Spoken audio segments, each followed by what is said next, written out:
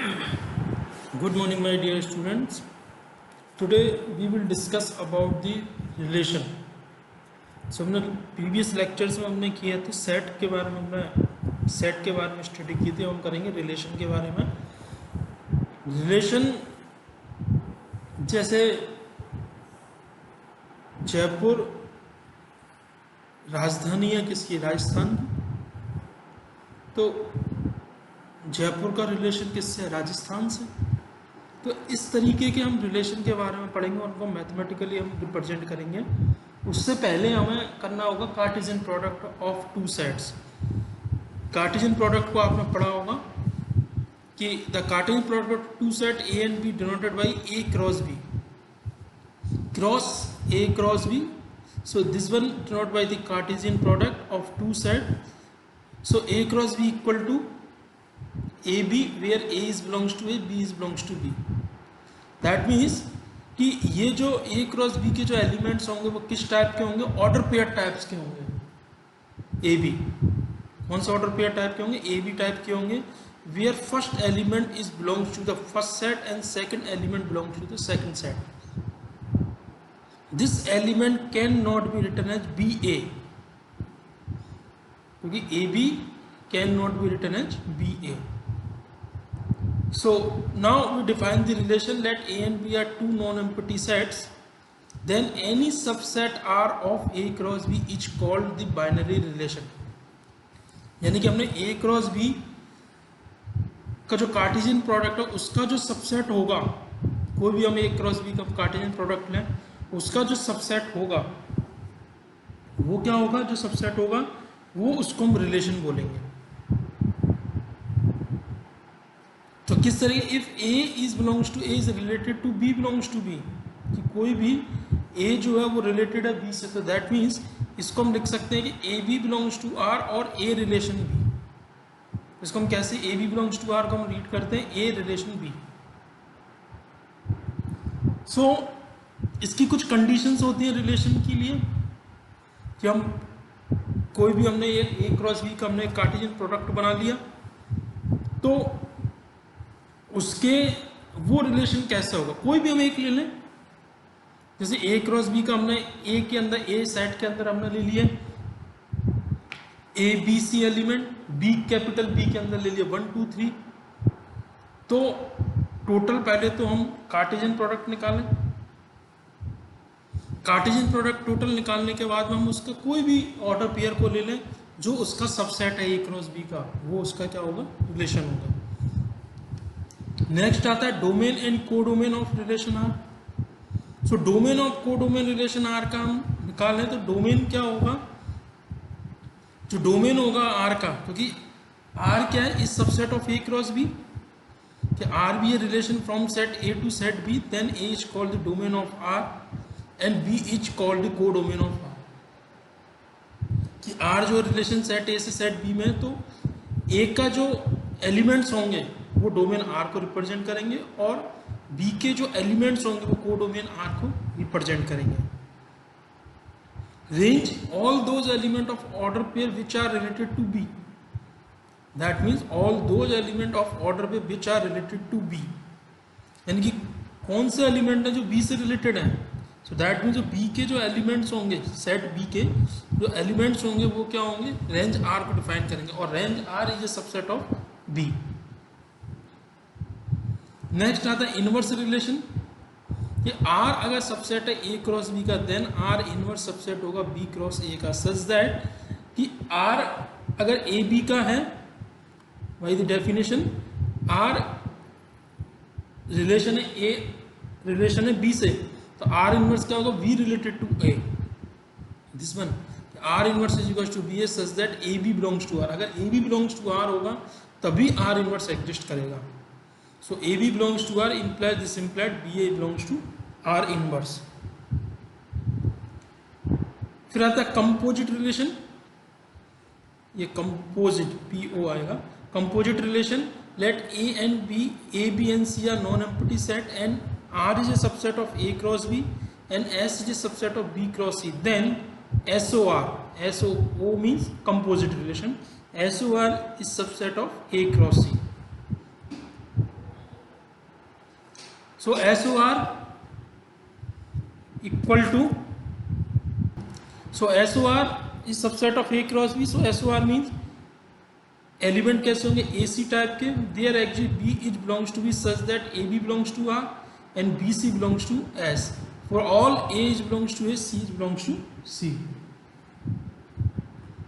So next theorem, if A, B and C are non-empty sets and if R is a subset of A cross B, S is a subset of B cross C, are the relations from A to B and B to C respectively. That means R जो relation है A to B है, S से relation है वो B to C है, then SOR का inverse is equal to R inverse O S inverse, which is the reversal law.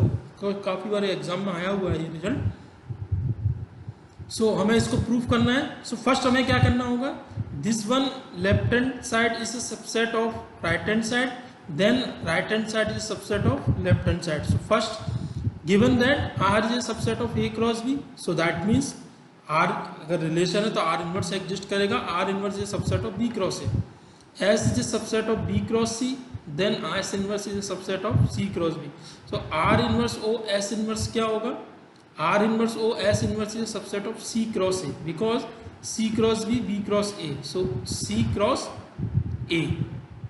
अब R inverse O S inverse subset of C cross A and SOR क्या होगा, SOR होगा यहाँ से A cross C. So that means SOR inverse, SOR subset है किसका, A cross C का. सो SOR का होल इनवर्स किसका सबसेट हो जाएगा, C क्रॉस A, क्योंकि SOR अगर एग्जिस्ट करता है तो SOR का इनवर्स भी एग्जिस्ट करेगा. सो हम यहाँ देख रहे हैं कि this one is a subset of C. So hence both R inverse O S inverse and SOR inverse are relation from C to A.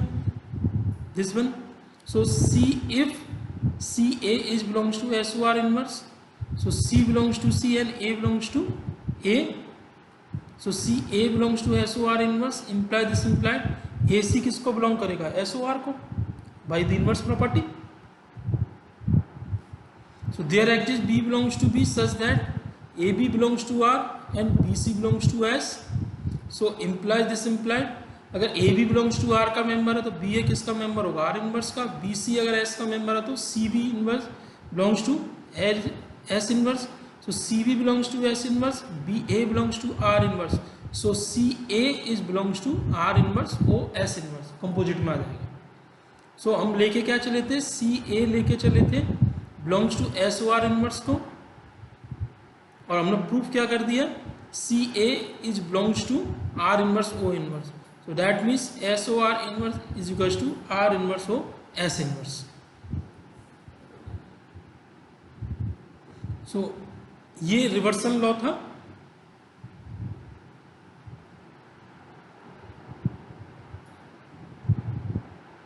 Next आता है टाइप्स ऑफ रिलेशंस.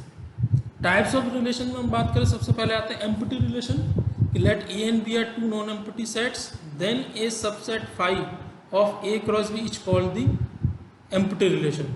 यानी कि कोई भी जो नॉन एम्प्टी सेट का होगा वो A क्रॉस B का एम्प्टी रिलेशन होगा. Universal relation, A cross B itself subset of A cross B, क्योंकि every subset is itself is set. क्योंकि A है, A खुद का, जैसे A कोई सेट है उसका सबसेट A खुद भी एक सबसेट ही होगा, then it is called the universal relation. Identity relation, खुद का खुद से relation, that A is a non empty set then A subset I है. आइडेंटिटी को हम रिप्लेस I फॉर आइडेंटिटी और A किसके लिए, A सेट के लिए निकालने हैं. So A for all A belongs to A is called the identity relation. Next आता है reflexive relation. So reflexive relation, A relation R is called the reflexive relation on a non-empty set A. If A is belongs to A, अगर हम ये prove कर दें A belongs to R, that is A relation to A, तो हम उस relation को कह सकते हैं for all के लिए. This one is the for all. जैसे सपोज करो किसी सेट A के अंदर अगर रिलेशन है, एलिमेंट है ABC, तो अगर हम ये प्रूव कर दें उस रिलेशन में कि A B B C C relation रखते हैं, तो वो सेट क्या होगा, वो रिलेशन रिफ्लेक्सिव रिलेशन होगा.